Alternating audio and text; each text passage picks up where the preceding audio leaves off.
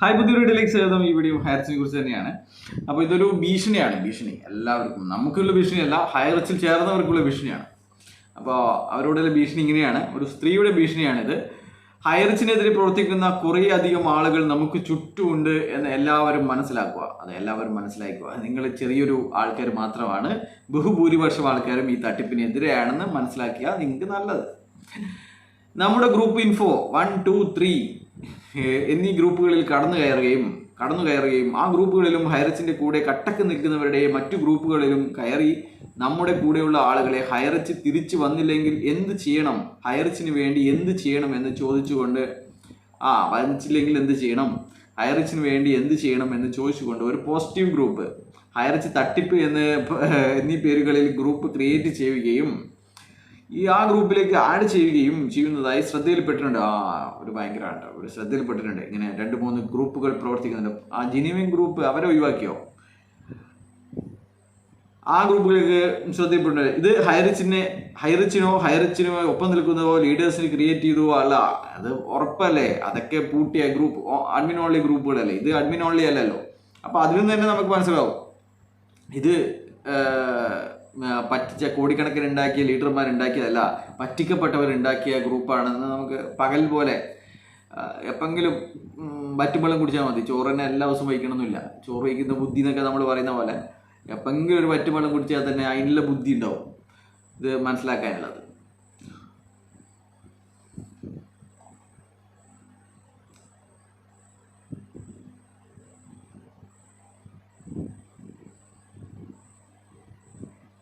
ഹൈറിച്ചിനെതിരെ പ്രവർത്തിക്കുന്നവരുടെ ഗ്രൂപ്പാണോ?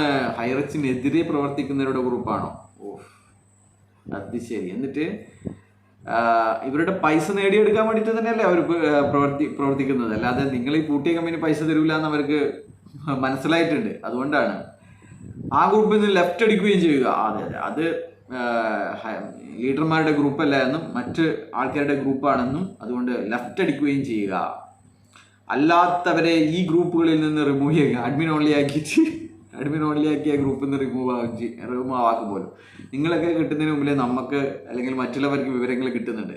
നിങ്ങൾ ഇത് ഇത് എങ്ങനെ കൊടുക്കും, ഇത് കൊടുത്തു കഴിഞ്ഞാൽ ആൾക്കാർക്ക് മനസ്സിലാവുമോ എന്ന് വിചാരിച്ചിട്ട് ഇങ്ങനെ പിടിച്ചു വെക്കുമ്പോഴാണ് മറ്റുള്ളവർ ഈ കാര്യങ്ങൾ, കോടതിൻ്റെ കേസായിക്കോട്ടെ, നിങ്ങളുടെ മറ്റ് അറസ്റ്റ് ആയിക്കോട്ടെ, എന്തും ആയിക്കോട്ടെ, നിങ്ങളുടെ തട്ടിപ്പിനെ കുറിച്ചുള്ള എല്ലാ വാർത്തകളും വരുന്നത് മറ്റുള്ളവരുടെ കയ്യിലാണ് ആദ്യം.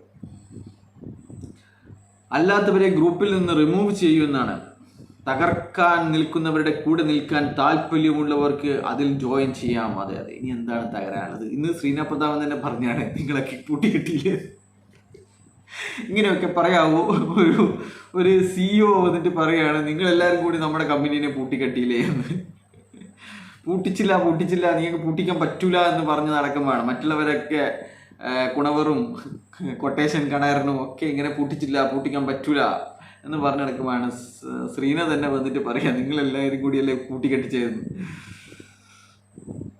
അതാണ് പറയുന്നത്. ശ്രീനാഥ് പ്രതാപൻ വായി തുറന്നു കഴിഞ്ഞാൽ കാര്യങ്ങളെ പറയൂ.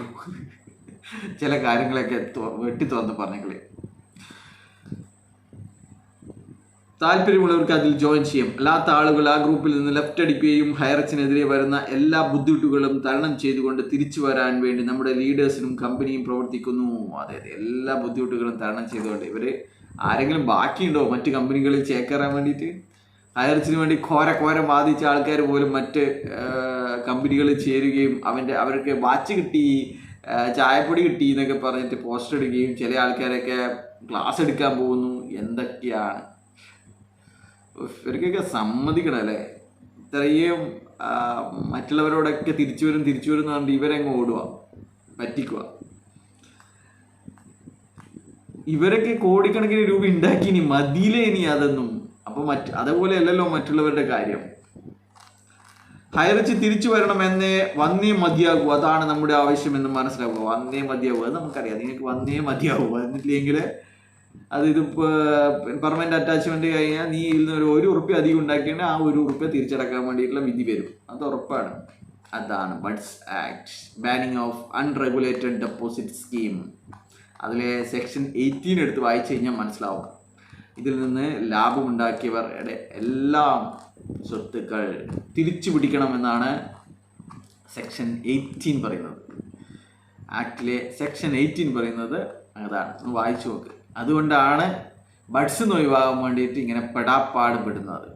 എന്ന് വെച്ച് കഴിഞ്ഞാൽ ഈ ഉണ്ടാക്കിയ പൈസയൊക്കെ രാത്രി പരിപാടികൾക്കും ഒരുപാട് പരിപാടികൾക്കും ആക്കിയിട്ട് ഇവർ ചിലവാക്കിയിട്ടുണ്ട്. ഹോട്ടലിലെ ലീലാവിലാസങ്ങൾക്കും ഒക്കെ ആയിട്ട് കൊടുത്തിട്ടുണ്ട്. ചില ആൾക്കാരെയൊക്കെ ടൂറിന് പോയി വന്നപ്പോൾ 10 പവൻ്റെ മാലയൊക്കെയാണ് പോലും കൊടുത്തിരുന്നത്. സ്വന്തം ഭാര്യയ്ക്ക് പോലും കൊടുക്കില്ല എന്നൊക്കെയാണ് ചില ആൾക്കാർ പറയുന്നത്.